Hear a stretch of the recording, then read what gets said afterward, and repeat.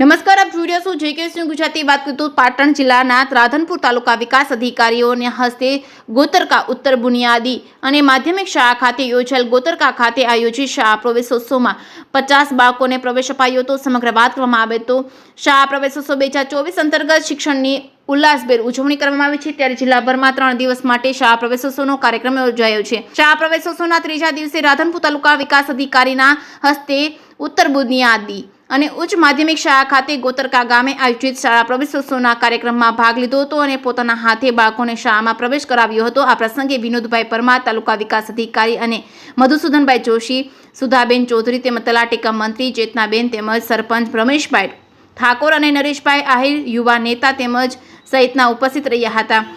પાટણ જિલ્લાના રાધનપુર તાલુકાના ગોતરકા ગામ ખાતે શાળાના બાળકો દ્વારા તાલુકા વિકાસ અધિકારીનું કુમકુમ કરીને સ્વાગત કરવામાં આવ્યું હતું.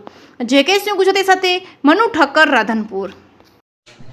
ગુજરાત સરકારની કન્યા કેળવણી મહોત્સવ અને શાળા પ્રવેશોત્સવ 2024નો કાર્યક્રમ યોજવામાં આવ્યો, જેમાં ગોતરકા ગામે શાળામાં આ કાર્યક્રમ ઉજવણી કરવામાં આવી, જેમાં ગ્રામજનો અને શાળાના પરિવાર ઉપસ્થિત રહ્યા હતા. જેમાં વિવિધ શૈક્ષણિક યોજનાઓની માહિતી આપવામાં આવી અને ડ્રોપઆઉટ રેશિયો ઘટે તેના માટે સમજૂત કરવામાં આવ્યા.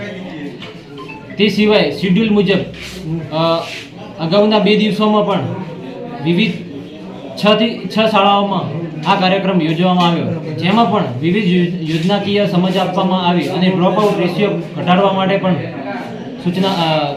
સૂચનાઓ આપવામાં આવી.